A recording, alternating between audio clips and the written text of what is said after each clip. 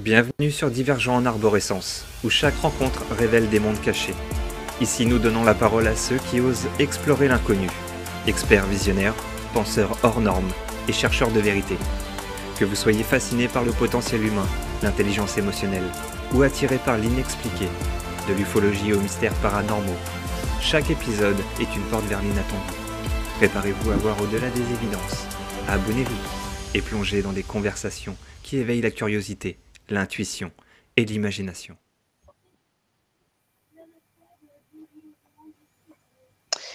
Et nous voilà en live, en direct. Bonsoir tous, chers tous, toute la communauté, tous nos abonnés.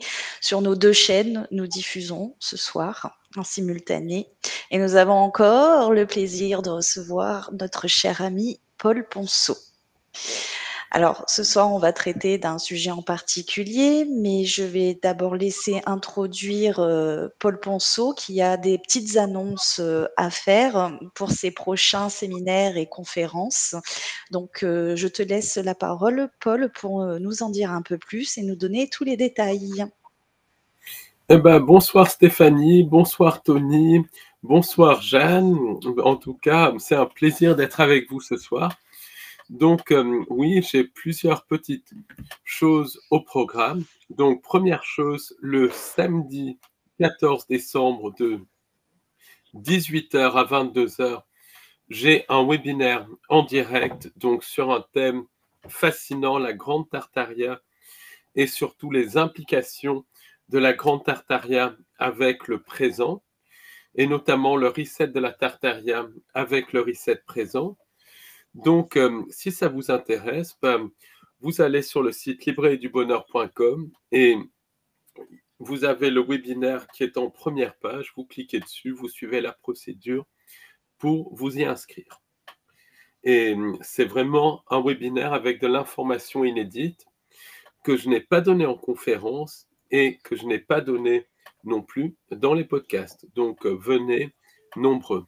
Après, le dimanche 15 décembre, donc le lendemain, de 13h à 18h, j'organise une visite guidée conférence à Paris. Donc, le départ aura lieu au Café d'Orléans, devant le Café d'Orléans, pas dedans, mais devant, parce que c'est une visite guidée au 43 avenue du Général Leclerc, Paris 14e, métro Mouton du Vernet, ligne 4.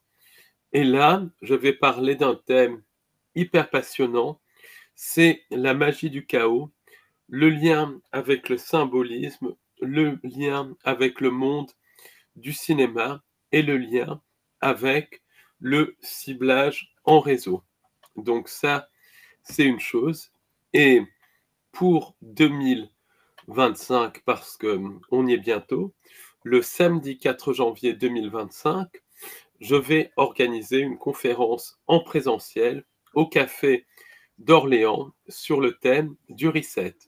Sachez également que j'ai un site qui s'appelle au-delà de l'illusion.fr et que dans ce site, vous retrouverez dans la partie abonnement des centaines d'heures de podcasts inédits et des analyses de l'actualité.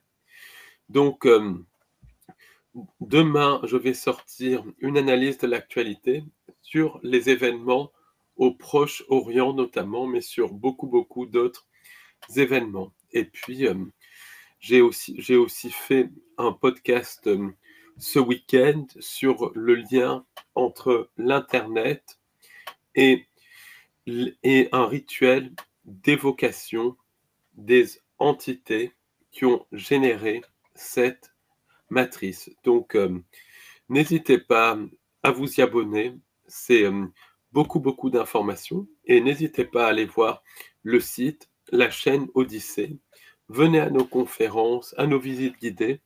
Vous apprendrez beaucoup de choses et ça nous soutient et ça permet à ce travail de continuer. Donc, voilà à peu près les news pour cette fois.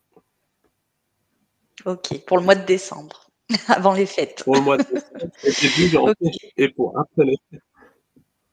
Ah oui, aussi après les fêtes. Donc j'ai mis en défilé en dessous, l'adresse, IRL en fait de ton URL pardon, pas IRL, de ton blog. Vous pouvez retrouver également, le lien de la chaîne YouTube de Paul Ponceau en dessous de cette, vidéo émission dans le descriptif. Donc voilà, vous avez accès, déjà à pas mal de liens pour pouvoir trouver toutes les informations que Paul a énoncées durant son introduction. Voilà. Alors, on va passer, au sujet et au thème de ce soir, qu'on avait prévu déjà depuis un certain temps, hein, ensemble, Paul, puisque, il me semble que c'était au mois d'octobre. Je ne sais plus si c'était oui, octobre, fin octobre. Octobre ou Heu, novembre? ouais, il me semble que c'était octobre. Tu nous avais, emmenés, Tony et moi en investigation, sous hypnose sur le sujet de la cryptozoologie, des, créatures, cryptides, enfin voilà, toute cette dimension un petit peu encore mystérieuse et classée aussi dans le secteur du paranormal. Et ce soir, en fait, tu viens nous en parler un peu plus, précisément avec toutes tes recherches que tu as faites sur le sujet, sur le thème et tous les témoignages également que tu as pu, répertorier, par rapport à ce phénomène. Voilà. Alors je vais te laisser commencer, hein, par ce que tu souhaites, sur ce sujet parce que c'est tellement vaste. Eh ben, par où on pourrait commencer? Déjà, il faut qu'on comprenne donc notre planète, voir un petit peu après, peu importe, peu importe, voilà, ce qu'on en pense, il y a énormément d'inconnus. Il faut par exemple savoir que rien qu'en France, en Corse, 15 nouvelles espèces d'insectes ont été découvertes en 2023. Donc ça, c'est rien que pour Mmh. la France. Des nouvelles espèces de mammifères ont aussi été découvertes en France et partout. C'est souvent des mammifères de petite taille, mais parfois ça peut être des mammifères très grands. Par exemple, au Vietnam, récemment, il y a une variété de cerfs qui était complètement inconnue, qui a été redécouverte, de même que des sous-espèces de singes et de choses comme ça, notamment des lémuriens différents à Madagascar. Et en 2018 ou 2019, un naturaliste américain a redécouvert justement une tortue aux îles Galapagos qui était censée être disparue depuis 1906. Donc, pour mettre un petit peu le contexte, les îles Galapagos, c'est un archipel extrêmement petit. Et même dans cet archipel, il y a des tortues de cette taille-là, de 1 mètre, 1,50 m de diamètre, qui ne sont absolument pas connues. Le célocanthe, c'est un poisson très connu, a été découvert en 1938, alors que selon l'histoire officielle, il était censé avoir disparu depuis plusieurs centaines de millions d'années. Et les pêcheurs de la région aux Comores et en Afrique du Sud connaissaient très très bien ce poisson, et c'est un naturaliste sur un marché qui a redécouvert ce poisson. Et en fait, c'est énormément de choses comme ça. Le requin grande gueule, par exemple, un énorme requin de 7 ou 8 mètres de diamètre, de long, pardon, a été découvert en 1976, donc il y a moins de 50 ans. Le requin du Groenland, le mammifère, le vertébré qui vit le plus longtemps, puisque certains atteignent quasiment 500 ans, a été découvert au milieu du XXe siècle. Pourtant, les Islandais consommaient régulièrement sa chair. Donc, il y a des animaux qui sont découverts constamment. Il y a Mmh. aussi des tribus humaines inconnues. La Funai, par exemple, c'est un organisme qui est présent en Amérique du Sud, au Brésil et au Pérou. Elle répertorie les tribus inconnues, et il y aurait au moins 200 tribus inconnues au Brésil et au Pérou qui ne sont jamais rentrées en contact avec la soi-disant civilisation. Et heureusement pour elle, mais en tout cas, il y en a au moins 200 et au moins 80 ou 100 en Papouasie-Nouvelle-Guinée. Donc, il y a même des tribus humaines inconnues. Et selon certains chercheurs, il y aurait même des tribus amérindiennes inconnues aux États-Unis. Et c'est tout à fait possible quand on voit l'immensité du territoire. Il y avait un film du reste qui a été fait en 2001 sur le thème qui s'appelle Last of the Dogman, le dernier des hommes-chiens. Les hommes-chiens, c'était une tribu amérindienne. Et c'est vraiment intéressant parce que ça parle du contact donc en 2000 entre une tribu amérindienne et la soi-disant civilisation. Et c'est un film qui est une fiction, mais qui est très intéressant et qui est basé sur des faits réels. Selon le mainstream également, il y a 1 million d'espèces animales qui est connu, il y en aurait 10 ou 15 millions. Donc, c'est évident qu'il y a des animaux inconnus. Le fond sous-marin, on ne connaît absolument rien. Par exemple, la fosse des Mariannes, il y a eu moins de 3 ou 4 expéditions au niveau de la fosse des Mariannes. Même en Méditerranée, aux endroits les plus profonds, quasiment jamais personne n'y va. En dessous de 200 ou 300 mètres, c'est presque un domaine inconnu. Donc, il y a énormément d'animaux inconnus. Et la cryptozoologie, c'est l'étude de ces animaux inconnus. Et énormément de personnes ont signalé des animaux inconnus un petit peu partout, vraiment un petit peu partout dans le monde. Et c'est de ça dont on va parler ce soir, parce qu'il y a énormément d'animaux inconnus. Je vais donner des exemples en France, puis on pourrait élargir un petit peu au monde entier, puis après rester sur 2-3 cryptides. Je ne sais pas ce que vous en pensez. Oui, oui, oui. Et puis, intéressant aussi de revenir sur ceux auxquels tu as voulu nous connecter, parce qu'il y avait quand même pas mal de choses fascinantes en termes d'information. Donc, avec plaisir. Donc, Alors, en France, pour commencer, c'est en France avec les Bretous, c'est ça, ce que tu nommes les Bretous? exactement. Mais il n'y a pas que les Bretous comme cryptides. Par exemple, dans le village de Saint-Véran, donc Saint-Véran, c'est la plus haute commune d'Europe ou la deuxième plus haute commune d'Europe. Les Français disent que c'est la plus haute commune d'Europe, les Suisses, la deuxième, peu importe.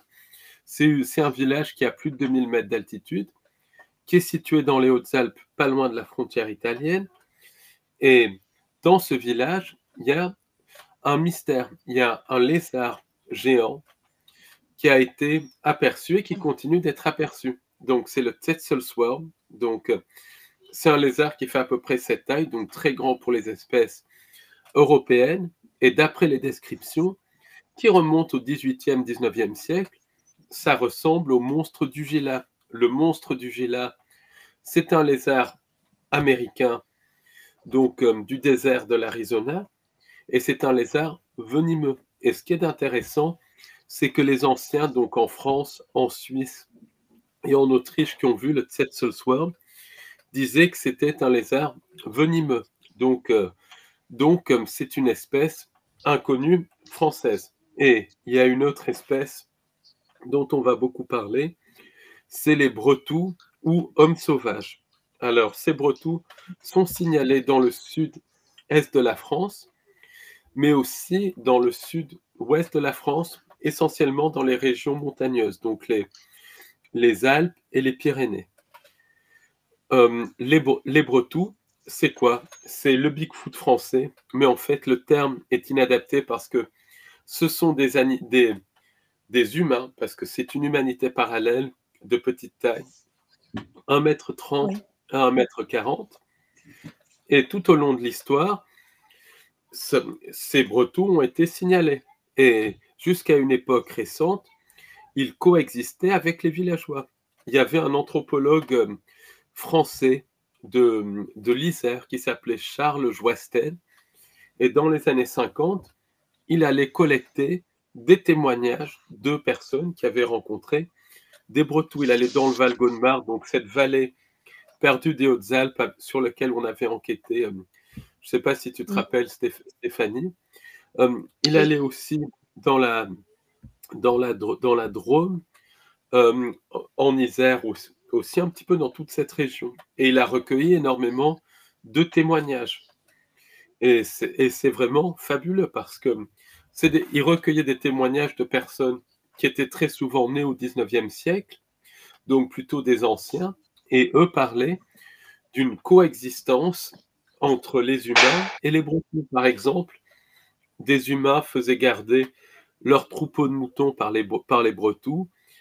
Donc, ça fait partie vraiment de la population. Et dans le Val-Gaudemar, il y a même des expositions qui sont consacrées aux Bretons. Donc, les Bretons, c'est des êtres d'apparence humanoïde, on va dire, d'à peu près 1,30 m à 1,50 m de haut, qui ont un langage, qui parlent, et c'est des êtres qui sont capables d'invisibilité, mais qui sont en même temps physiques, dans le sens où il y a même des grottes qui ont été retrouvées par Christian Le Noël, donc un chercheur de la région qui est maintenant, qui doit être très âgé, mais en tout cas qui a écrit un livre sur les hommes sauvages en France, et il y a des grottes qui sont encore, ou qui étaient encore jusqu'à récemment, habitées par des Bretons. Mais il y a des témoignages contemporains. Par exemple, en 1996, un chauffeur routier dans la région de Vintimille aperçoit une famille de Bretons. Donc, il est choqué, mais il les aperçoit. Le cryptozoologue français Florent Barrère, donc lui, est en contact avec une dame, une certaine Marion, et cette dame qui a aujourd'hui une quarantaine d'années, elle était dans une colonie de vacances dans les années 90 en Savoie, et elle a aperçu un espèce de petit être qui courait avec une besace en peau de bête et avec une espèce de gilet en peau de bête. Donc, elle était vraiment choquée. Elle a fait un dessin. Le dessin est sur Internet. Je ne sais pas exactement où. Vous tapez Florent Barrère Breton, vous le voyez. Et quand on voit bien que c'est un être vraiment d'apparence humaine, mais de petite taille. Et elle en a parlé aux moniteurs. Les moniteurs ont alerté la gendarmerie. Et ensuite, cette personne, plus ou moins, cette personne, ils lui ont dit de se taire, de ne plus parler. Des hélicoptères de gendarmerie ont survolé la région. Et donc, c'est un phénomène qui est récent. Dans les années 90, des gens en ont aperçu. Il y a des témoignages contemporains de Bretons en Espagne notamment, donc dans la région de Gérone. Et c'est une région qui est très connectée à l'affaire Humeau, puisqu'il y a eu des extraterrestres, des entités qui se faisaient passer pour les Humites, qui contactaient les habitants de Gérone. Et les habitants de Gérone, c'était devenu tellement habituel pour eux qu'ils en parlaient comme les étrangers. Mais dans cette région, comme on parle d'un touriste anglais ou quelque chose comme ça. Et dans cette région de Gérone, il y a énormément de signalements de Bretons, des signalements tout récents. Donc le Bretou, c'est quoi? C'est une créature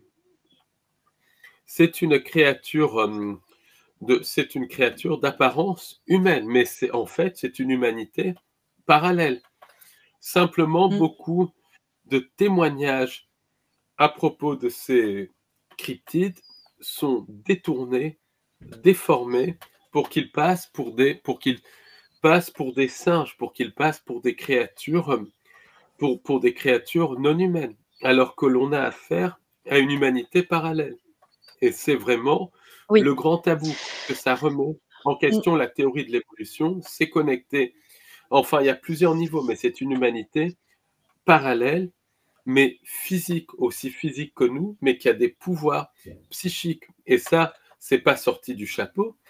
une chercheuse canadienne, Robin Moonshadow, parle de cette humanité de petite taille au Canada. Et elle a même recueilli des empreintes de pas, des preuves physiques, des traces de flèches et tout. Et on avait vu Stéphanie en enquête, Stéphanie et Tony, que ces créatures sont extrêmement spirituelles, extrêmement positives.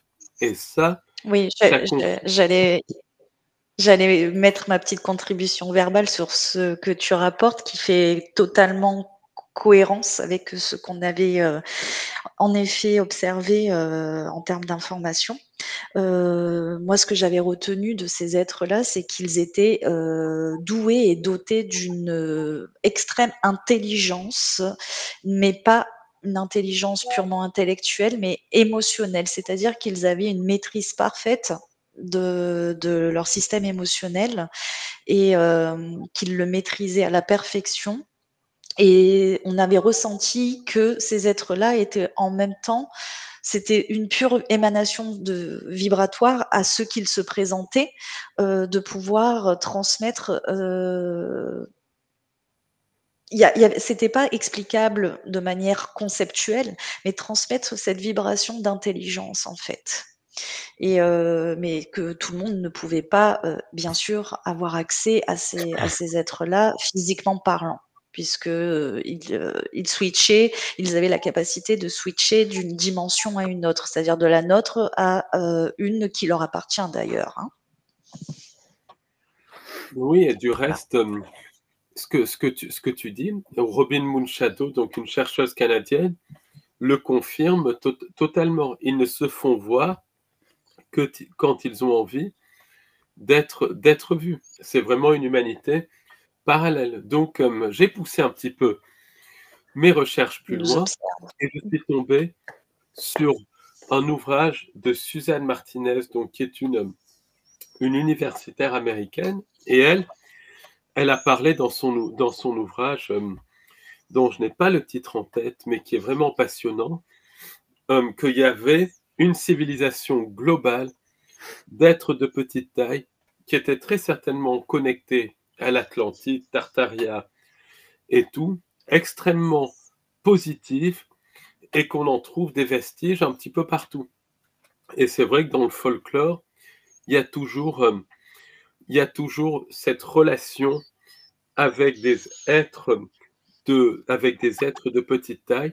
Certains sont négatifs, ça c'est ce qu'on peut appeler les entités sans âme, mais d'autres sont très positifs et aident au contraire le genre humain, sans forcément être des sauveurs, mais aident le genre humain. Et Suzanne Martinez, elle parle de ça. Il y a les Dropa aussi en Chine. C'est une tribu de petite taille qui est vraiment logée dans les montagnes, et cette tribu avait des connaissances vraiment sur la nature de la réalité, sur la présence d'entités. Donc on a ces humanités parallèles un petit peu partout. À Hawaï, par exemple, il y a les Menhune. Les Menhune, pour les Hawaïens, ça fait partie de leur quotidien. Donc il y a un blackout total, mais les Hawaïens savent qu'ils existent. Et même c'est des créatures qui ne sont pas méchantes, mais qui nous craignent. Et il y a des personnes qui ont disparu parce qu'elles empiétaient malgré elles sur le territoire des Menhune, parce que ces créatures cherchent à se protéger. Et les Menhune, c'est des petits êtres d'à peu près 1 mètre de haut, et il y a énormément de témoignages. Paul Aides, indirectement, Je crois que ça, c'est lie la présence de Menhune à certaines disparitions. Et moi, j'ai émis l'hypothèse que tu n'as pas confirmé quand on a fait l'enquête, mais j'ai émis l'hypothèse que les incendies à Hawaï pouvaient être une envie de détruire les Menhune, parmi bien évidemment d'autres choses. Pourquoi je dis d'autres ça? Parce facteurs. que d'autres facteurs. Pourquoi je dis ça? Parce que Suzanne Martinez, elle explique qu'il y a il y a toujours eu cette envie de détruire ces humanités parallèles, parce qu'il y en a plusieurs. Donc ça, c'est vraiment quelque chose à retenir. Et même le tsunami, par exemple, de 2004, bon, l'événement totalement ritualisé, lié à certains projets et tout, il a frappé les îles d'Andaman et de Nicobar en Inde. Et les îles Andaman et Nicobar c'est des îles indiennes qui sont interdites d'accès parce qu'il y a des tribus inconnues. Selon les rares personnes qui ont pu y aller, il y a, justement des, justement des humanités de petite taille. Donc ça, c'est très très important. Et comme par hasard, ces régions ont été frappées par le tsunami. Après, elles ont des capacités pour pouvoir justement se protéger et tout ça, parce qu'elles ressentent les choses. Donc il y a ça à ce niveau-là. Après, il y a d'autres humanités parallèles. Et au fait, Stéphanie et Tony, pour vous dire que les Bretous, il y en a aussi en Angleterre. Nick Redfern a fait toute une enquête sur le Bigfoot anglais. Alors, après, il y a des gens fermés d'esprit qui disent « Ah, c'est pas possible, en Angleterre, au Royaume-Uni plus exactement, ça ne peut pas exister. » Et ça ne peut pas exister, c'est pas possible que c'est pas possible que ça existe parce qu'en Angleterre, il y a trop d'habitants, c'est beaucoup trop dense et tout. Faux. J'ai vécu très longtemps en Grande-Bretagne et ce que je peux dire, c'est que c'est beaucoup moins dense qu'en France, parce qu'en Grande-Bretagne, en Écosse surtout, mais un petit peu partout, beaucoup d'habitants sont concentrés dans les villes. Mais quand on sort des villes, dans le nord de l'Angleterre et en Écosse et au Pays de Galles, il n'y a absolument personne. Et une créature intelligente, avec une intelligence comme la nôtre, une humanité parallèle, peut se cacher. Sans parler de la connexion extradimensionnelle, sans parler aussi des galeries souterraines, parce qu'il y a énormément de galeries souterraines. Et ces créatures, justement, sont beaucoup, beaucoup moins programmées que nous parce qu'elles se sont séparées elles se sont séparées de notre civilisation globale. Donc ça, c'est vraiment très intéressant à comprendre. Elles ont voulu un moment rompre avec cette civilisation. Donc, est-ce que c'est une expérimentation des tiers de ficelle derrière la matrice? Est-ce qu'elles ont compris la manipulation et tout ça? Peu importe. Mais en tout cas, ces créatures nous craignent. Et puis, il n'y a pas que des humanités parallèles de petite taille. Il y a des humanités parallèles de grande taille et même de très grande taille. Les exemples plus connus, et c'est la représentation qu'il y a derrière nous, c'est le Yéti. Le Yéti d'ailleurs, le Yéti qui est signalé au Tibet. Et ça, les Tibétains, c'est un animal comme un autre pour les Tibétains. Mais en fait, c'est même pas un animal. Là aussi, les Tibétains, quand ils parlent du Yéti, ils en parlent comme d'une créature d'une grande intelligence. De même, le Bigfoot, par exemple, aux États-Unis, Paulides a recueilli des témoignages du Bigfoot, et les témoignages, ça parle d'hommes sauvages. Je dis bien d'humains sauvages. Je ne parle pas de singes. Et il a expliqué qu'il a reçu des bâtons dans les roues parce que justement, il parlait de cette notion d'humain sauvage. Et beaucoup de personnes ne veulent pas que ça sorte. C'est pour ça qu'il y a cette espèce de désinformation qui nie le Bigfoot. Ça, il y a tellement de preuves et tout ça que c'est complètement stupide. Mais il y a un autre niveau de désinformation qui dit que tous les Bigfoot sont des créatures, sont des singes de grande taille, des gigantopithèques. Bon, ça, il peut avoir un reliquat de gigantopithèque parce que c'est tellement grands, mais la plupart des Bigfoot sont vraiment humains. Ils ont un comportement comme des humains, un langage selon les témoignages de Tom Lyons. Et même quand on regarde le film de Gimlin Patterson, qui est une réalité, qui a été prouvée comme réelle, on se rend compte que le Bigfoot regarde avec une intelligence humaine. Et Paul Haydès a fait réanalyser le film, et ce Bigfoot porte justement derrière lui une tresse, une sorte de tresse. Et ça, c'est pas un singe qui fait des tresses. Il y a aussi des humanités parallèles en Australie, les Yaois. Euh, Ça, il y a des enquêtes qui ont été faites par Rex Gilroy. Et puis après, il y a un autre type d'humanité parallèle. Et cette humanité parallèle est beaucoup plus ésotérique. C'est connecté aux entités non humaines, c'est connecté aux portes dimensionnelles. Par exemple, certains Bigfoot sont aperçus en présence d'ovnis ou en même temps que des ovnis. Donc, pour Mm. les humanités parallèles, c'est multifactoriel. Mm.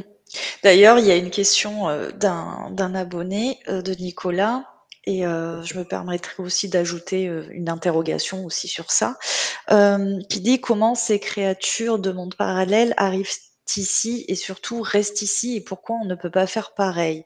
Moi, je vais juste rajouter à ce que tu énonçais tout à l'heure en disant que ces créatures, ou la plupart de ces créatures, ne se montrent pas visuellement à nous tous, parce qu'il y en a, oui, certes, qui nous craignent, et d'autres où nous, on pourrait penser que eux sont moins évolués parce qu'ils ont une apparence plus primitive, plus sauvage, et qui, en fait, en réalité, au contraire, sont beaucoup plus évolués que nous, et ce seraient nous les primitifs pour eux. Et c'est ce que moi j'avais quand même perçu effectivement lors de l'investigation, de la récolte d'informations, j'avais perçu aussi ce phénomène-là. Donc ça pourrait en partie répondre à la question. Ça pourrait en partie répondre à la question de Nicolas, mais est-ce que toi tu aurais une explication, une réponse plus précise à pourquoi on ne pourrait pas faire pareil, ou en tout cas comment ces créatures de monde parallèle arrivent ici? Alors, ces créatures, il y a des créatures de monde parallèle qui sont des entités non humaines, et on va en parler après, qui peuvent prendre l'apparence d'animaux inconnus. En général, ce sont des entités manipulatrices, et c'est lié aux entités sans âme, c'est lié au système de contrôle. Et ces entités sont capables de posséder les personnes, par exemple, des personnes qui ont des rencontres avec des Bigfoot et ensuite qui ont des problèmes de santé, des problèmes financiers, des problèmes de couple et que du malheur qui leur arrive.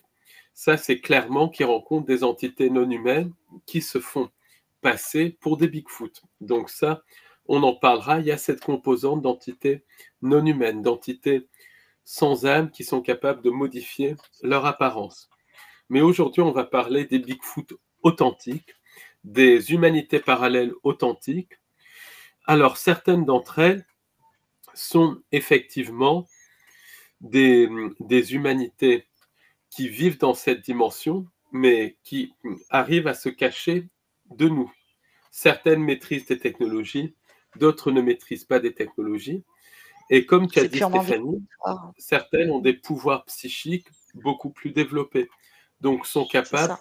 de maîtriser les vortex, de passer dans d'autres dimensions. Elles sont beaucoup moins formatées que nous, pour faire simple. Mm. Donc, Oui, oui, effectivement, c'est ce que j'avais perçu. Et puis voilà, il y a tout plein. Il y avait aussi la nuance, la différence entre Bigfoot. Alors, je sais plus, tu parlais de celui qui était aux États-Unis, qui vivait tout seul, là, tu sais, qui s'était acheté une Tom maison dans la Lyon. forêt. Voilà, Tom Lyons, mais qui avait quand même subi, c'était pas très gentil, et avait vu, hein, ces créatures-là, un peu dévaster, son environnement, et cetera. Alors moi, ce que j'avais perçu et que que tu m'as validé après, c'est que il était sur un territoire, leur territoire, en termes, d'habitation, et par contre, j'avais fait une différence, c'est que je n'avais pas cette énergie de Bigfoot dans les créatures auxquelles il a eu affaire, mais plutôt celle que tout le monde pense que ça veut dire la même chose et que c'est la même chose, mais c'était pas ça veut pas représenter la même chose, ce qu'on appelle les Sasquatch. Voilà. Je les sentais beaucoup plus sauvages, plus voilà, et défenseurs de leur territoire et personne ne doit y rentrer et surtout pas un être humain ou des êtres humains, quoi. Oui, c'est ça. L'histoire de Tom Lyon, c'est très compliqué. Et en, en fait, il a acheté sa maison sur un territoire de ces Sasquatch. Et ces Sasquatch ont tout fait pour le faire partir. Et il y a eu énormément du reste, il y a eu énormément de personnes qui ont été victimes de ces Sasquatch. Pas forcément parce que le Sasquatch est méchant, mais parce que le Sasquatch est extrêmement territorial. Donc ça, c'est ce que Tom Lyons a remarqué. Et surtout, ce qu'il a remarqué, c'est quand même cette grande intelligence, parce que lui, il a vu que c'était des créatures intelligentes par leur action et tout, mais il a recueilli des témoignages et il a même mené des enquêtes où les Sasquatch parlaient entre eux un langage élaboré comme le langage humain. Donc, c'est pas un animal ordinaire. Mais en même temps, il insiste sur le fait que ce sont des créatures vraiment liées à cette dimension, liées à cette réalité, et qui sont des créatures qui ont une intelligence pour se cacher, mais qui sont extrêmement territoriales. Ça, c'est évident. Après, il y a d'autres Sasquatch aussi. Il y a plusieurs variétés de Sasquatch, et certaines sont issues de manipulations génétiques faites par le complexe militaro-industriel et par certaines entités non humaines. Et là, il y a une connexion avec le Dogman. Ensuite, d'autres Sasquatch, c'est encore autre chose. Mais ce que Tom Lyons a vu dans ses enquêtes, c'est qu'il y a des milliardaires, des personnes extrêmement riches qui vont s'amuser, c'est absolument abominable et pervers, à prendre des Sasquatch et les maintenir prisonnières pour ensuite se montrer. Et selon Lyons, il y a tout un système de trafic comme ça. Donc oui, ça je me souviens, nous y avais emmené. Tu nous y avais emmené, j'étais pas bien. Oui, Parce qu'on oui, je avait me vu des rappelle. bébés, des jeunes, ouais, des bébés, enfin voilà, de ces créatures et c'était très sombre et c'était très ritualiste aussi, c'était très, dark en fait et effectivement, bon, on n'était pas allé beaucoup plus loin parce que les énergies, enfin voilà, on n'avait pas forcément envie d'y aller non plus. Voilà. Oui, Oui, c'est oui, il y vraiment. a des personnes qui sont au courant de toutes ces choses-là et qui sont même trafiquantes, hein, au même titre que ce qu'on connaît, chez nous, au trafic d'êtres humains, trafic, et cetera, quoi, hein. Il y a tout un Voilà. trafic de ces Sasquatch selon Tom Lyons. Et puis, il y a une autre variété de Sasquatch aussi, beaucoup plus sinistre. Et ça, les Amérindiens en parlaient dans leurs légendes. Tom Lyons l'évoque, mais il n'élabore pas. Et selon les légendes amérindiennes, il y avait en fait, donc c'est des légendes d'une certaine tribu que je n'ai pas en tête, mais toutes les tribus ont cette même légende. À un moment donné, il y a un prédateur envoyé par des entités non humaines qu'on va appeler extraterrestres ou extradimensionnels. Ces créatures ont une forme d'araignée ou d'entité à tentacules. Et ces créatures sont associées aux pensées intrusives, puisque selon les mythes amérindiens, elles sont capables, et ce sont elles qui ont provoqué la chute de l'humain, l'apparition des disputes, la prédation entre humains, les choses comme ça.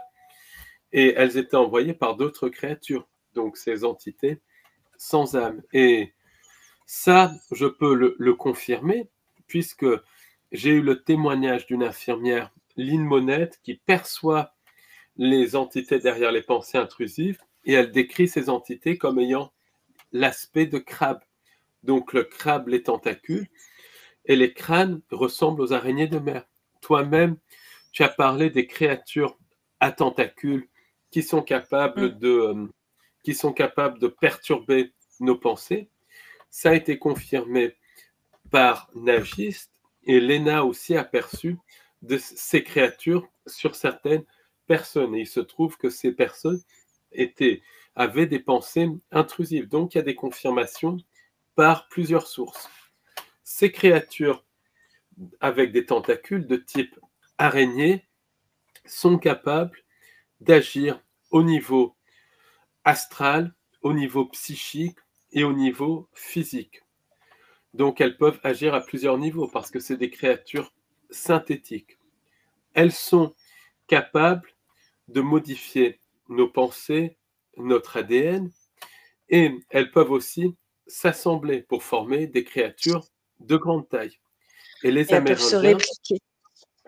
oui, absolument, absolument. Et les Amérindiens expliquent que les assemblages de ces créatures sont des entités prédatrices qui sont responsables de certaines disparitions.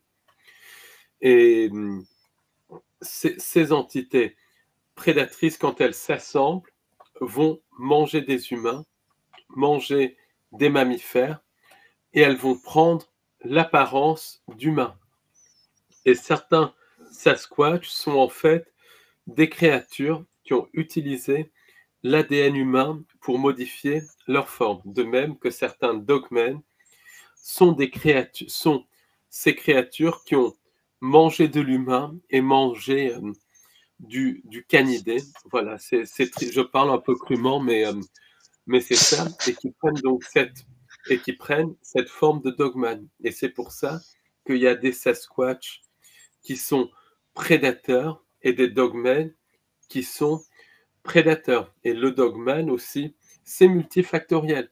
Le Dogman, par exemple, qui est connecté au Sasquatch, c'est une créature inconnue. Ça, c'est évident. Créature qui est intelligente et qui mène sa vie, qui habite au niveau physique ou dans des grottes et des choses comme ça, et qui est présente dans le monde entier. Il y a des témoignages de Dogmen en France. Par exemple,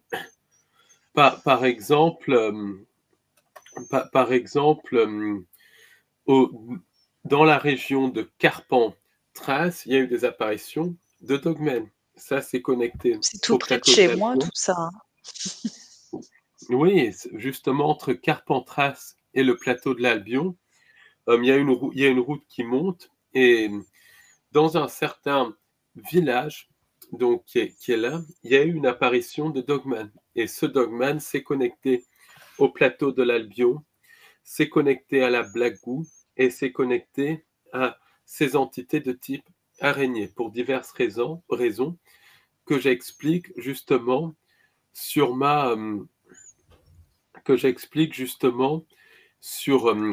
dans ma chaîne. Donc ça c'est une première chose. Il y a Virgile Candeille, par exemple, lui-même il a commencé parce qu'il a vu une créature de type Dogman. J'avais parlé avec lui, je l'avais interviewé il y a 2 ans à peu près, et il a vu une rencontre avec une créature de type Dogman. Il y a Morgan Priest, Virgile Candeille qui répertorient des rencontres. Et d'après les témoignages qu'ils recueillent, certains sont de type, vraiment, sont des animaux inconnus. D'autres peuvent être aussi des animaux inconnus, mais venant d'autres dimensions par des portails, parce qu'il y a des portails naturels qui s'ouvrent et qui se ferment. Quand les portails s'ouvrent, il y a dans notre direction, il y a des créatures qui viennent de mondes parallèles vers notre réalité, des apparitions de créatures, des apparitions d'objets. Quand ils s'ouvrent vers les mondes parallèles, il y a des personnes, des animaux qui disparaissent et des choses comme ça. Il y a une forêt Et en d'autres qui Roumanie. apparaissent. Oui, c'est Charles Fort, justement, parlait de ces pluies mystérieuses de poissons. Et j'ai pas mal travaillé sur ça. Et il y a énormément d'objets qui tombent du ciel. On ne sait d'où. Par exemple, il y avait un couple en Angleterre. Un jour, ils étaient dehors et il y a des noisettes qui leur sont tombées dessus, mais des noisettes qu'ils ont ramassées et même mangées. D'autres personnes, il y avait des pommes qui leur sont tombées. Sur des aéroports en Chine, je crois, dans un pays asiatique, il y avait des pluies de poissons. Et ça correspond à des vortex, à des passages entre les dimensions. Et Alors, oui, justement, on a une question, comme tu es sur le sujet, moi je te laisse y répondre. Il y a Steph de Bar qui demande si toutes ces créatures venaient tout simplement de la Terre creuse. alors il y a des créatures Certaines, qui viennent peut-être, oui. certaines peuvent venir de la Terre creuse. Et pourquoi pas le Dogman, par exemple, parce que il y a des cryptides qui sont connectés à la Terre creuse. Par exemple, dans la région de la Javie dans le 04, en 1948, donc dans la rue principale du village. Donc la rue principale, c'est une toute petite rue. Et pour schématiser, cette petite rue donne sur la Bléone. La Bléone, c'est carrément un grand torrent, presque une rivière. Et c'est une rivière qui passe dans les montagnes, donc qui est à proximité de nombreuses grottes et de choses comme ça. Et dans les années 40, il y a un jeune garçon du village qui voit une créature d'aspect reptilien qui sort de l'eau. Donc pas le reptilien, l'entité sans âme qu'on décrit, mais un reptilien qui ressemble au lizardman. Lizardman, Un homme c'est des lézard. entités. Un homme lézard, qui a été vu du reste à Bishopsville, à Bishopsville, aux États-Unis. Et le témoignage date des années 40, mais ça ressemble trait pour trait à des témoignages recueillis aux États-Unis dans les années 80. Et ça ressemble aux créatures de type vril décrites par Donald Marshall. Ces créatures de type vril sont liées à la Terre creuse. Donc, oui, il y a vraiment des cryptides qui sont connectés à la Terre creuse. Même beaucoup, je pense, sont connectés aux galeries souterraines, puisqu'il y a des galeries souterraines au niveau des 5 sens, au niveau physique. Du reste, ces galeries sont occupées par des bases du complexe militaro-industriel, et puis il y a tout un aspect éthérique, multidimensionnel à la Terre creuse aussi, qu'il ne faut pas Exactement. Ouais, c'est pour ça, ceux qui sont sur la chaîne Dimension Hypnose, vous pouvez retrouver, on a fait des enquêtes, des investigations où on retrouve les informations que Paul vient d'énoncer, c'est-à-dire que, en tout cas, de ma compréhension, pour l'accès à la Terre creuse, c'est pas on fait un trou à la croûte terrestre et on arrive à l'intérieur de la Terre.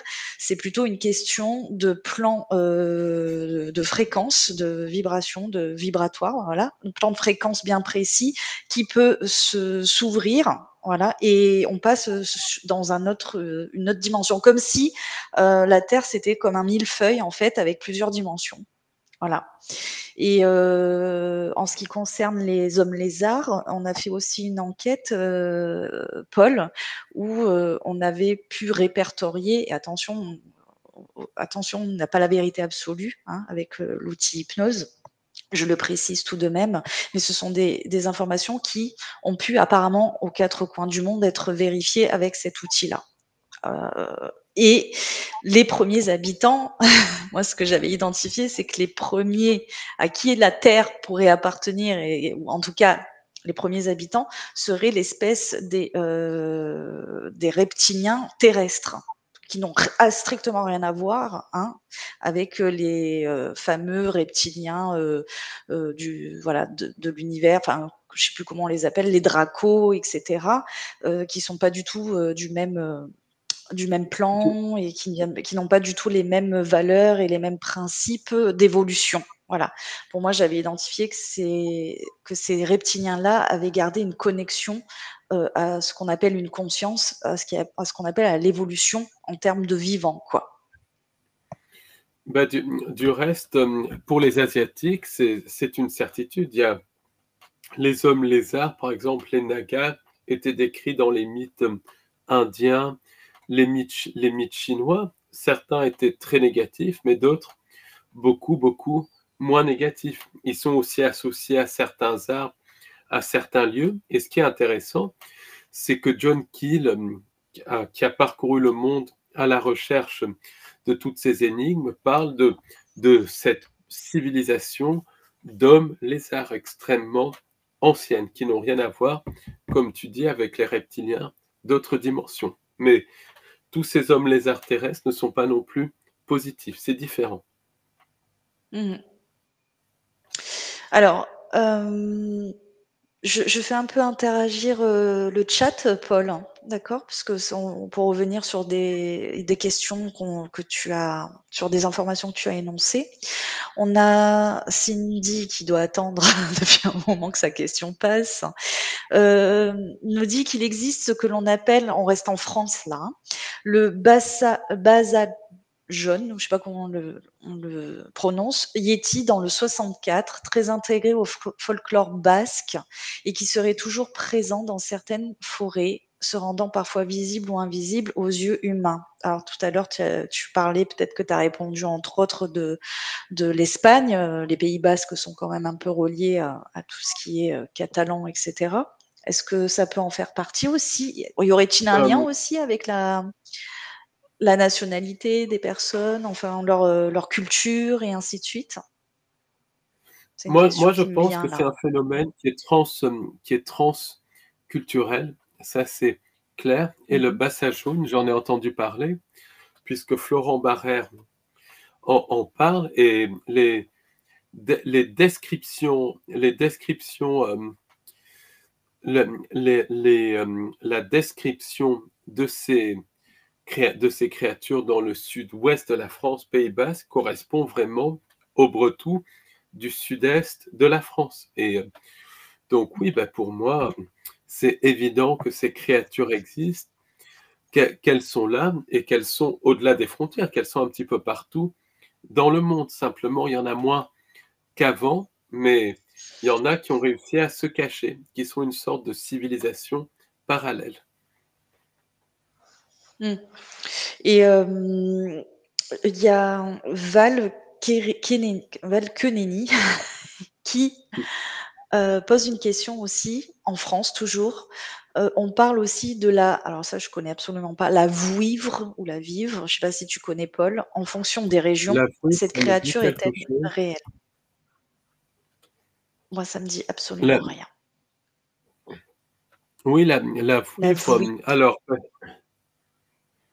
oui, c'est une créature qui a la forme qui a une forme reptilienne, et c'est absolument une créature réelle. Et c'est alors, est-ce que c'est connecté aux reptiliens terrestres? Est-ce que c'est connecté aux reptiliens d'autres dimensions?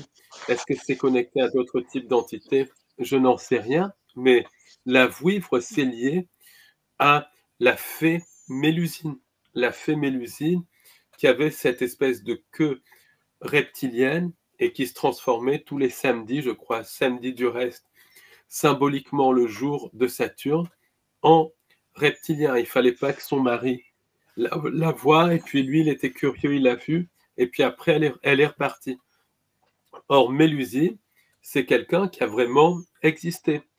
Par exemple, quelqu'un qui était dans ma classe, sa famille, la famille de sa mère était de la noblesse, et ils avaient un château donc de famille, et la fée Mélusine se serait réfugiée dans le colombier de ce château, et les châtelains l'auraient laissé s'y réfugier. Et ça a été un des seuls châteaux à ne pas avoir été détruit pendant la Révolution française.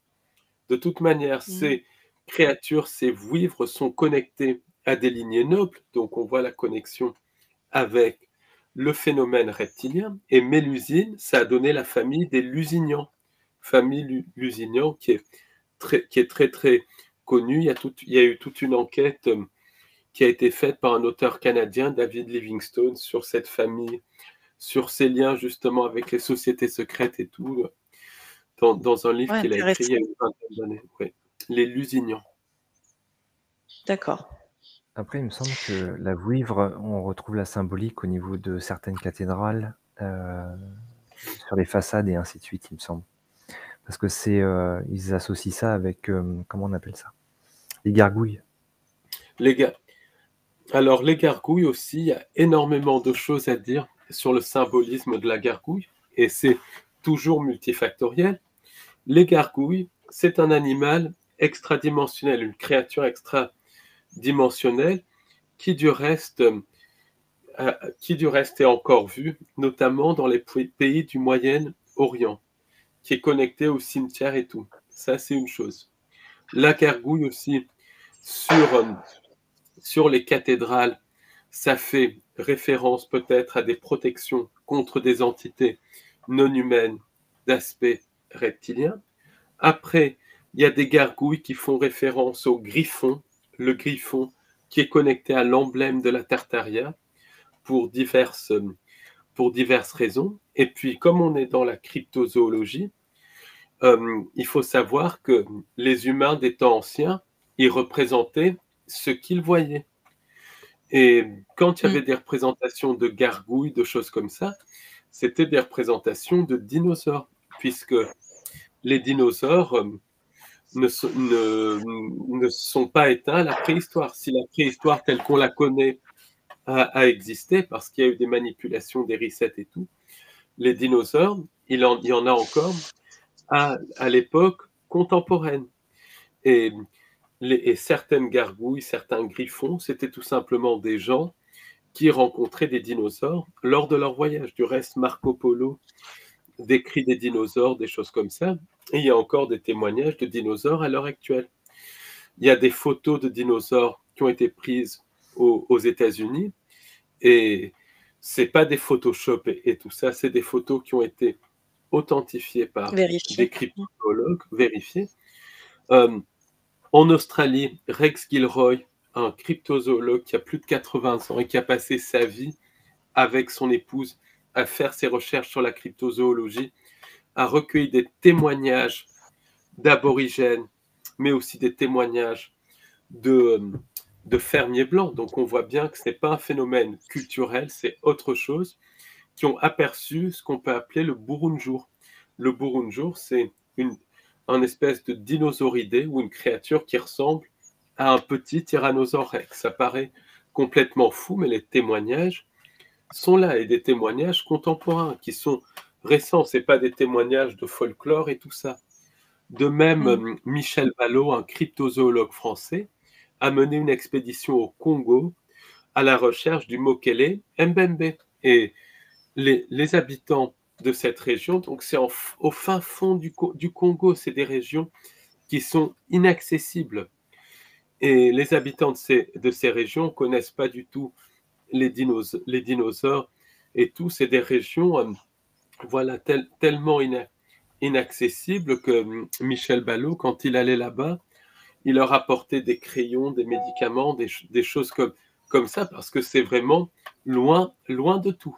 Mais vraiment, quand je dis complètement isolé. Et ces gens-là, quand ils voyaient des photos d'animaux européens, donc ils ne savaient pas ce que c'était. Par contre, les créatures locales, ils les identifiaient. C'est des chasseurs et tout ça en harmonie avec la nature. Donc, ils connaissent tout. Et quand ils voyaient une représentation de sauropodes, donc dinosaures type Diplodocus, ils disaient Mokele Mbembe. Comme nous, on dirait un loup, un sanglier ou quelque chose comme ça. Et ça fait partie de leur réalité. Et voilà, il y a énormément de témoignages. Il y a même un scientifique congolais, Marcelin Agnagna, qui en a vu un et qui a voulu faire une photographie. Et là, comme par hasard, l'appareil ne s'est pas déclenché. Donc, on voit que pour certaines de ces créatures de type dinosaure, il y a aussi une connexion avec des entités capables d'agir sur la réalité. Donc, est-ce que tous les témoins voient des dinosaures ou est-ce qu'ils ne voient pas des entités qui prennent la forme de dinosaures? Je pense que les deux sont possibles. Il y a des dinosaures bien physiques qui sont des animaux pas connus. Il y a qui sont des animaux qui sont tout simplement cachés en fait. Il y a des dinosaures associés à la terre creuse ou des créatures ressemblant à des dinosaures associés à la terre creuse. Il y a ensuite des entités sans âme qui utilisent nos croyances pour se faire passer pour des dinosaures. C'est multifactoriel. Par exemple, le monstre du Loch Ness, ça c'est aussi quelque chose de multifactoriel. Il y a des poissons inconnus dans le Loch Ness, notamment des requins du Groenland qui peuvent y rentrer. Donc ça explique certaines apparitions. Mais dans le Loch Ness, il y a aussi des grottes qui mènent vers la mer et il y a des créatures de type plésiosaure qui n'étaient pas exactement un dinosaure qui ont été vues. Certitude absolue. Et la photo emblématique du loch, soi-disant le plésiosaure, qui a soi-disant été décrite comme un faux, elle est tout sauf fausse. Le canular, c'est que c'est quelqu'un sur un lit de mort qui a confessé le canular. C'est comme quelqu'un est en train de mourir, il ne va pas confesser un canular. C'est complètement débile. Et il y a des cryptozoologues comme Michel Ballot et Karl Schucker en Angleterre qui ont montré que cette photo est très probablement authentique. En tout cas, il y a des témoignages de créatures de type dinosaure dans le Loch Ness, mais il y a aussi une connexion avec Aleister Crowley qui faisait des rituels dans le Boleskine House et ces rituels étaient liés au temps, d'où le fait qu'Aleister Crowley était relié à l'expérience de Philadelphie, qui est une expérience de voyage dans le temps. Donc on peut imaginer qu'il a fait des rituels et qu'il a ouvert une porte temporelle et que certaines personnes voient des dinosaures. Puis il y a une connexion entre le Loch Ness, justement, et des rituels sataniques, puisqu'il y avait des groupes de satanistes qui pratiquaient des rituels pour faire apparaître certaines choses à proximité du Loch Ness, notamment certaines entités. Et puis, il peut y avoir les entités sans âme qui manipulent nos croyances et les tuent pas. Donc, c'est des phénomènes multifactoriels. Exactement. Ouais, d'ailleurs, je fais des réactions comme ça parce que c'est des sujets auxquels je nous avais connectés pendant l'enquête. Je savais pas. En plus, je suis hors mental. Aleister Crowley, je savais pas du tout l'histoire. Et quand tu m'as connecté, j'avais eu tout de suite quelque chose de très macabre. J'avais le sang, j'avais, tu vois, quelque chose de très voilà. Donc effectivement, mais je vous invite, toutes les personnes qui sont là, à aller sur la chaîne Dimension Hypnose et regardez, elle est récente, hein, l'enquête avec Paul. C'est Paul qui mène l'enquête sur les cryptides. Je vous invite à la regarder, c'est fort intéressant parce que ça vous amènera à un autre champ de perception de ce qu'on est en train aussi d'énoncer, d'analyser, d'observer et de rapporter ce soir. Parce qu'il y a plein de corrélations à faire et c'est super intéressant de faire les liens. Alors, cher Paul, quelques questions encore, je t'en donne, hein. On retourne un petit peu sur toujours en France, sur le Dogman. Il y a quelqu'un qui pose et ce quelqu'un est Time of Grace. Voilà, Olivia. Si tu as des infos sur le Dogman en France, tu as un petit peu répondu tout à l'heure, mais est-ce que peut-être des infos plus modernes, plus contemporaines ou plus récentes sur ce phénomène? Oui, j'ai fait une enquête en état de conscience modifié avec Nagiste de la chaîne Voyageuse des mondes subtils que tu connais, justement. Oui, elle est passée nous faire un coucou, je ne sais pas si elle est encore là. Eh ben, bonjour Nagiste, si tu es là, bonjour. Et justement, elle a expliqué qu'au niveau du plateau de l'Albion, il y avait un travail sur le Black Goo. Et le Black Goo est connecté à ces créature à tentacules. Donc peut-être que le dogman aperçu au niveau de Carpentras est issu de manipulations génétiques impliquant le black goo et tout ça. C'est une chose. Deuxièmement, j'ai interviewé Stéphane Bisman et Stéphane Bisman a été suivi par 2 dogmen. Et lui, c'est un clairvoyant, il faut dire les choses, quelqu'un qui est très connecté. Et il parle de ça comme des créatures astrales, des entités qui s'amusent avec lui, qui se nourrissent de nos peurs et de nos choses comme ça. Et j'ai eu un témoignage d'une personne qui a eu une rencontre de dogmen dans les années 70, alors qu'elle était en voiture en France. Elle a aperçu le dogman, sa voiture s'est arrêtée et elle avait vraiment peur avec son mari. Puis le dogman est parti. Elle a redémarré sa voiture et un petit peu plus loin, elle a eu un phénomène lumineux. Donc, une connexion entre le dogman et les ovnis. Et c'est intéressant parce qu'il y a un chercheur américain, Stan Gordon, qui connecte certaines apparitions de Bigfoot et le dogman. Mais il y a énormément de connexions. Après, ce qui se passe aussi, c'est que le dogman, c'est un sujet à la mode parce qu'il y a ces créatures réelles, il y a le black goo, il y a les entités qui manipulent nos croyances. Donc, quand les gens parlent d'un sujet, ça crée un tulpa, ça crée une forme pensée qui se matérialise et qui devient vraiment réelle, mais réelle dans le sens physique. Alexandra David-Néel s'était créé son propre tulpa pour se tenir compagnie. Et c'était un moine bouddhiste assez gros et jovial.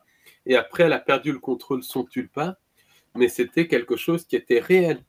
Les expériences aussi avec Philippe le fantôme faites par des chercheurs, des scientifiques canadiens, ont montré que ces tulpas, ça existe. Donc il y a aussi la notion de tulpa à ne pas négliger, de matérialisation de croyances.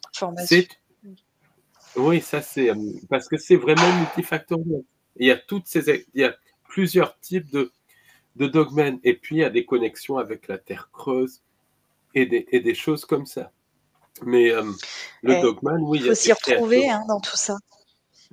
Il y a énormément. C'est facile de s'y perdre. C'est facile, mais c'est tellement vaste. C'est pas compliqué, mais c'est complexe. Il y a énormément d'explications. Quand on vous parle de Yéti, par exemple, il y a plusieurs types de Yéti, de dogmen, plusieurs types de dogmen. C'est un sujet extrêmement vaste, mais il y a énormément de dogmen signalés en France.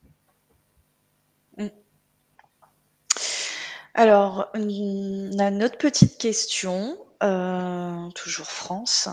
On reste en France ce soir. Toujours Olivia qui demande alors la bête du Gévaudan est-ce cryptide ou humain pervers? Alors j'ai pas compris trop le humain pervers, mais voilà. Est-ce que toi, qu'est-ce que tu en penses? Est-ce que tu as eu fait des recherches là-dessus? Très peu, mais il y avait une hypothèse qui parlait d'un tueur en série qui aurait dressé même des hyènes et tout. Mais vu comment les gens ont été tués par la bête du Gévaudan, ça ressemble quand même à ces dogmen prédateurs. Après, j'en sais pas assez pour me prononcer, mais ça ressemble aux attaques de dogmen prédateurs. Et du reste, il y a une attaque de dogmen prédateurs aux États-Unis, dans une région des Appalaches qui s'appelle The Land Between the Lakes, la terre entre les lacs. Et il y a eu plusieurs campeurs qui ont été tués. Il y a un couple d'Américains qui enquêtent sur ça, et justement, j'aimerais bien les interviewer parce que c'est très intéressant le travail qu'ils font sur ce sujet. C'est un peu ce qu'on avait perçu avec le Skinwalker. Ouais. Oui, Skinwalker, Skinwalker aussi, quelque chose de très intéressant. Il y a des personnes qui intègrent des entités et qui peuvent changer de forme, et d'ailleurs c'est ce que dit la légende amérindienne, mais ça peut être aussi des chimères, des organismes génétiquement modifiés connectés à ces entités de type araignée. C'était très complexe, le Skinwalker, quand on avait fait l'explo là-dessus. Mais c'est passionnant, ça aussi.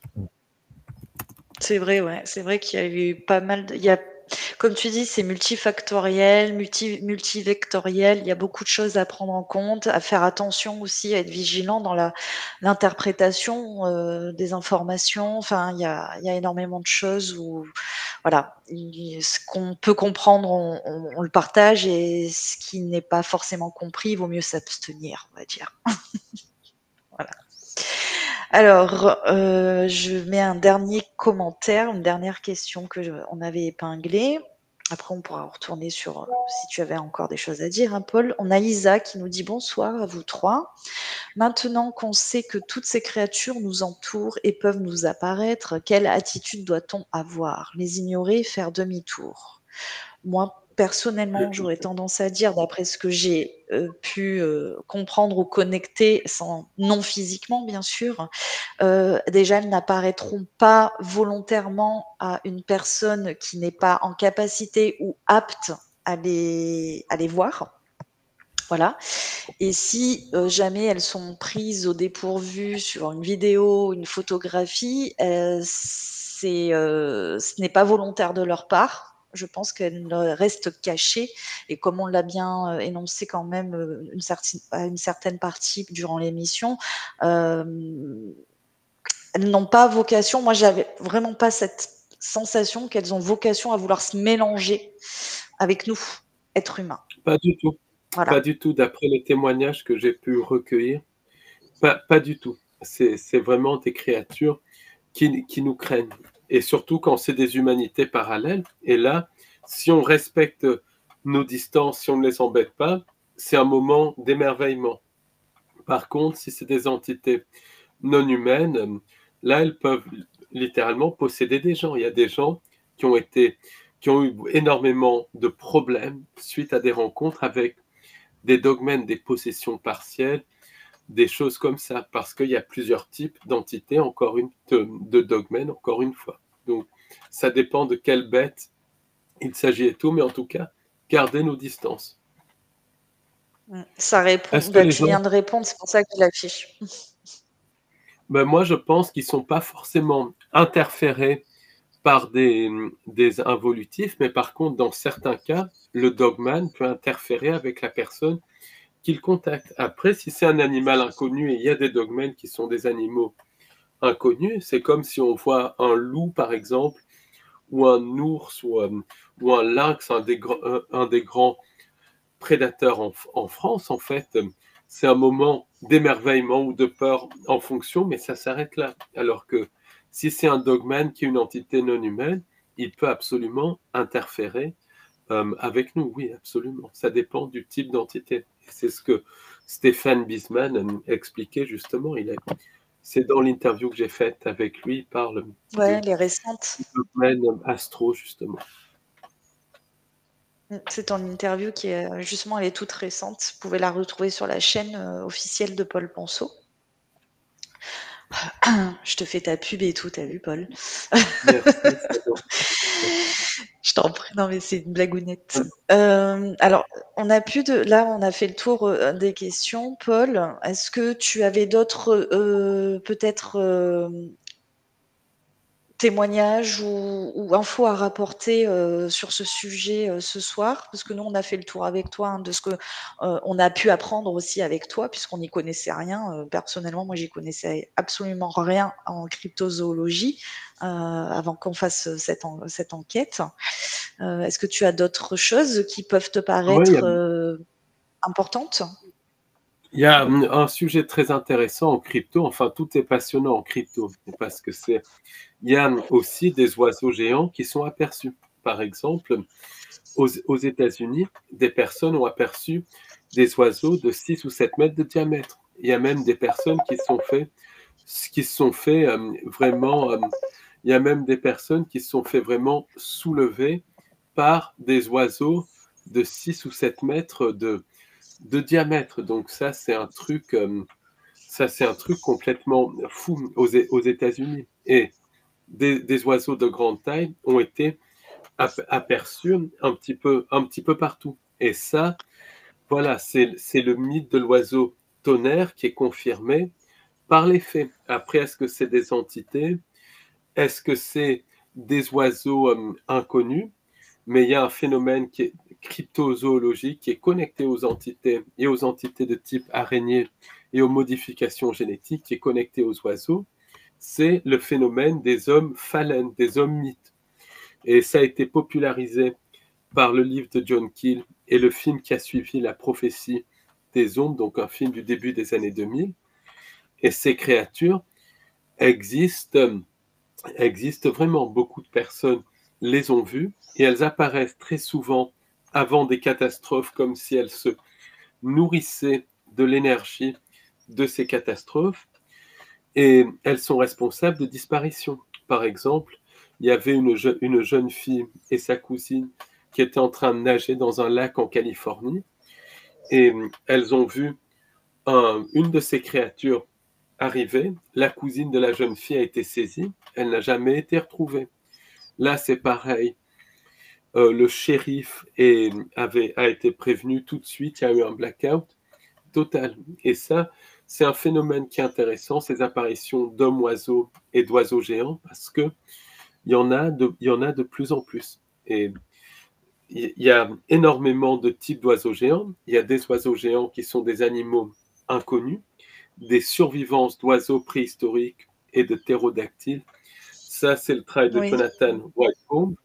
Et des oiseaux géants qui sont vraiment liés aux entités sans âme, aux manipulations génétiques. C'est des phénomènes paranormaux. Donc, c'est vraiment passionnant et c'est peu connu en France. Donc, je suis en train de travailler sur ça aussi parce qu'il y a énormément de choses à dire sur ce genre de créatures. Effectivement. Oui, tu nous avais sollicité un petit peu sur la partie ptérodactyle. On avait vu, je crois, des territoires flottants Oui. qui passaient qui switchaient d'une dimension à une autre. Oui, il y en a qui sont connectés à d'autres dimensions. Et du reste, j'ai un peu travaillé sur ces îles, sur ces autres dimensions. Et il y a énormément de témoignages, d'énormes cités qui ont été vues en Chine, par exemple, comme ça. Et ce ne sont pas des mirages. Et il y a un commandant américain, Alvin Moore, donc, qui avait écrit un espèce de journal intime dans les années 50 ou 60, où il parlait d'apparition de ces cités géantes dans le ciel. Et même Charles Fort les relate dans ses différents livres. Donc, c'est des phénomènes, tout se recoupe à la fois à l'époque contemporaine et à l'époque historique.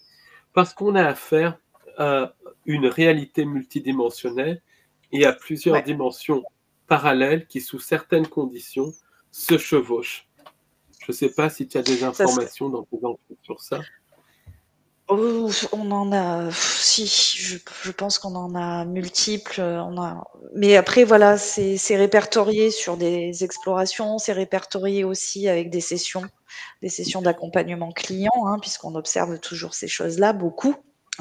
Et nous, on axe à l'origine le potentiel et sur l'origine qui peut venir de réalités alternatives de cet univers dans lequel on évolue, qui peut venir de réalités de vie parallèle, c'est-à-dire d'un autre univers, et avec des interconnexions ouvertes entre ces réalités alternatives et ces mondes, ces univers parallèles, ce qui forme après le multivers et ainsi de suite. Donc, c'est tellement vaste, ça a été assez compliqué de venir expliquer ça pour bien le simplifier, pour que ça paraisse compréhensible et logique en termes au niveau du mental humain, parce que c'est au-delà de l'imagination et c'est au-delà du mental, de la compréhension mentale. Bien sûr. Alors c'est assez compliqué. Mais peut-être qu'un jour, si on se met au point, on peut peut-être faire éventuellement une émission basée là-dessus, hein, ça peut être très intéressant. Sur tout ce qui est réalité alternative, qu'est-ce qui peut enclencher ces réalités alternatives en tant que phénomène naturel, universel ou cosmique, ou en termes de technologie autre qu'on n'a pas encore nous, mais que d'autres ont déjà, et ainsi de suite, hein. Ça peut être intéressant d'aller aussi se pencher là-dessus, à l'occasion. Sachant qu'au plus proche de nous, sans s'en rendre compte, au niveau des humains, il y a justement ces au niveau des plans, où il y a justement ce phénomène où des fois il y a friction et il y a des passages qui se font sans forcément que les personnes s'en rendent compte. Et ça, c'est la première des choses qui peut se produire sans forcément en avoir conscience ou autre. Ouais. Mais Les justement, enchevêtrements de ça c'est très réalité. fréquent aussi, énormément de témoignages comme ça. J'en ai reçu des témoignages personnels. J'en ai trouvé aussi sur des sites internet, dans des livres. Il y en a beaucoup, beaucoup plus qu'on ne pense. Et je me demande si on ne vit pas ça presque au quotidien et qu'on s'en rend même pas compte. Exactement. Ah mais bien sûr que si on le vit, puisque nous on a dernièrement, c'est vrai que voilà, hein, c'est certainement aussi le fait, plus on avance, plus on est apte à comprendre. On a quelques personnes, voilà, qui ont pris contact et qui ont parfaitement la conscience de switcher d'une réalité à une autre, hein. D'accord? Elles ont conscience qu'elles vivent de réalité en réalité et que cette séquence-là, quand elle est mais éveillée, hein, de manière consciente, elle est pas dans sa réalité d'incarnation d'origine et puis elle y revient et cetera. Donc si. Mais bon, comme on est en étude, en partie, pour l'instant, sur ça avec ces personnes-là, on préfère, attendre, pour pouvoir, ensuite, peut-être, partager, des choses, des informations plus précises quand elles seront, parfaitement ou en tout cas, mieux comprises. Voilà. Ça, c'était notre petit, aperçu. Mais effectivement, oui. Oui. Mais je pense que si ça te dit, hein, Paul, l'année prochaine, on peut se pencher aussi sur des recherches sur ces phénomènes et ces concepts, hein. Ça peut se faire. Avec Si ça plaisir, vous c'est vraiment... intéresse aussi, si ça intéresse les personnes qui nous regardent également. Oui, vraiment, c'est passionnant, ça aussi. Il y a de quoi vraiment faire un livre, tellement c'est passionnant, tellement il y a de ramifications avec ça. Oui. Et puis je pense que de toute façon, on traite les sujets de manière séparée parce que il faut bien, hein, il faut bien qu'on catégorise pour. Mais en réalité, tout est interrelié, tout est interconnecté, puisqu'on revient toujours sur les sujets précédents quand on parle d'un sujet choisi. Donc on fait toujours les liens, on y revient tout le temps. Donc tout est interconnecté. Après, c'est à nous de nous élaborer de manière séparée et de faire les liens pour avoir une compréhension globale, on va dire, de tout ce qu'on parle et de tout ce qu'on expose et on partage. Voilà. Oui, c'est Je pense c'est que ça. De toute manière, tout est interconnecté, ça c'est évident. Et les anciens chercheurs avaient bien compris ça. Et aujourd'hui, on a tout tendance à séparer. Mais en fait, tout c'est est ça. connecté, tout est lié. Et oui, mais bon, comme si on mettait tout dans le même sac, ça ferait un méli-mélo et pour les consciences, on n'y comprendrait rien. Donc on est obligé de décortiquer ici, d'un point de vue terrestre, voilà. On est obligé de décortiquer pour avoir un semblant de compréhension. Et je pense que c'est même pas la compréhension originelle qu'on aura parce qu'on va tout faire passer par le filtre de notre mental, de toute manière. Donc, et c'est en ça qu'on insiste que nous, dans nos recherches, nos explorations, on n'a pas la vérité absolue, et puis personne ne l'a en réalité, cette vérité absolue. Il y a des réalités, il y a des vérités qui sont propres à chacun, et des vérités qui peuvent être collectives parce qu'elles ont été créées avec une dimension collective. Mais ça part toujours d'une dimension individuelle au départ, qui se partage et se transmet.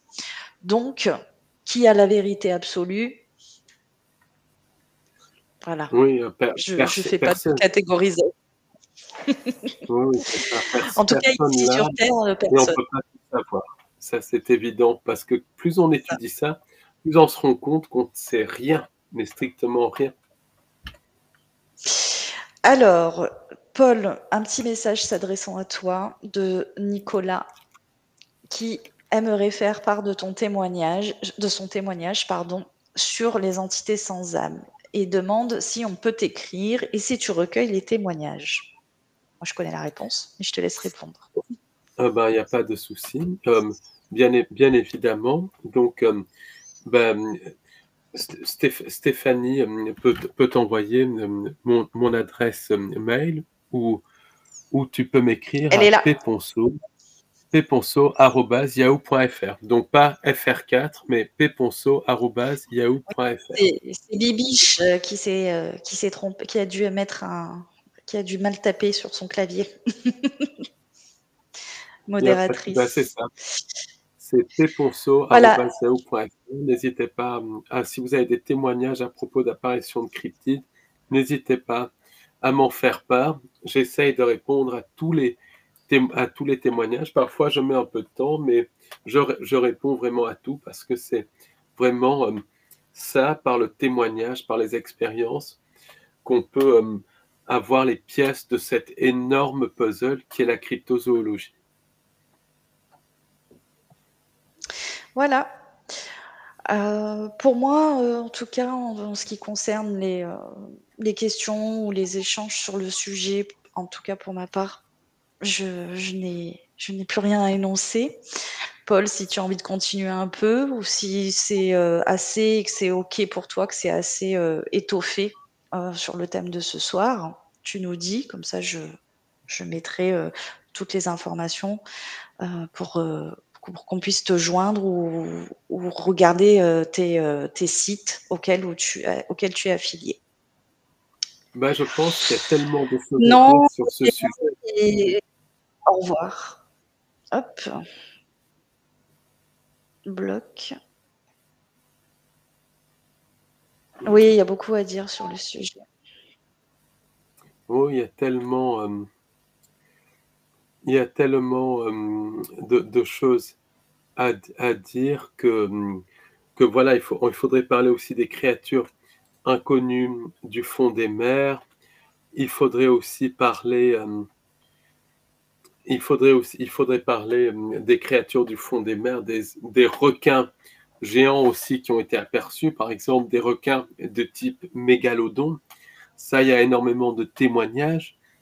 Des tortues géantes aussi qui ont été aperçues, mais quand je dis géantes, c'est des tortues de 5-6 mètres et qui sont parfois prédatrices, comme un jeune homme en Floride a signalé dans les années 60. Après, il y a toutes les formes de vie dans l'atmosphère terrestre qui sont à base de plasma, qui ont été décrites dans les années 50 et qui pourtant existent. Ça explique certains orbes et tout, et même certaines apparitions d'ovnis. Après, il y a tous les intraterrestres, parce qu'il y a différents types d'intraterrestres à différents niveaux, au niveau de cette dimension et au niveau d'autres dimensions. Donc, c'est clair qu'il y a énormément de choses à dire. Et on est vraiment qu'au début. Et donc, voilà, la cryptozoologie, il y a tellement de choses à dire que je pense que je vais arrêter là pour ce soir, parce que sinon, je peux parler pendant... Oui.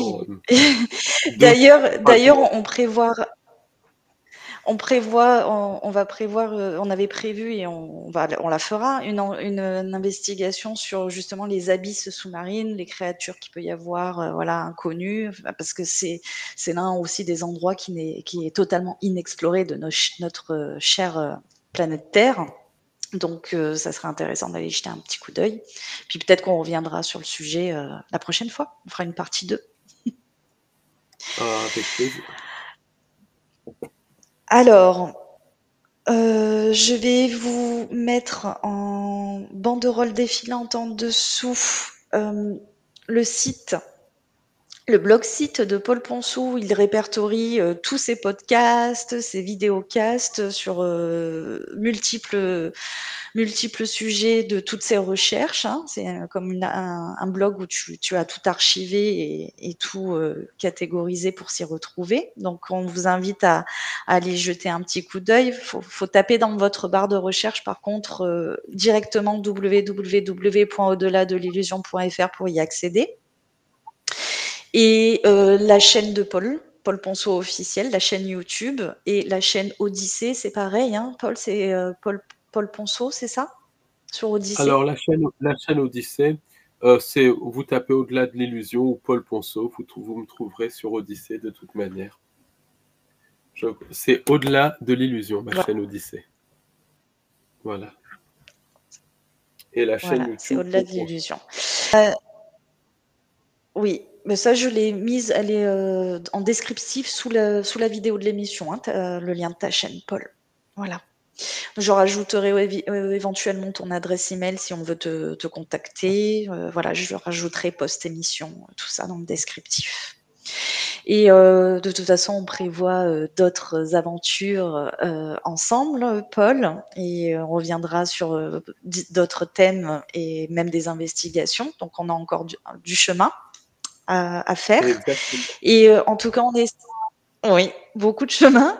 En tout cas, on espère que ce podcast, cette émission vous a plu. On vous remercie à toutes et tous d'avoir été là et de nous avoir suivis ce soir et d'avoir interagi. C'est gratitude, merci à vous tous. Et on va vous laisser pour ce soir, vu qu'on est encore en début de semaine. Pour la chaîne Divergent, on se retrouve ce jeudi pour une prochaine émission axée sur le potentiel humain. On a un invité super, sincèrement, que je connais. Et ce jeudi-là, vous allez avoir la pêche parce que c'est une boule d'énergie vivante.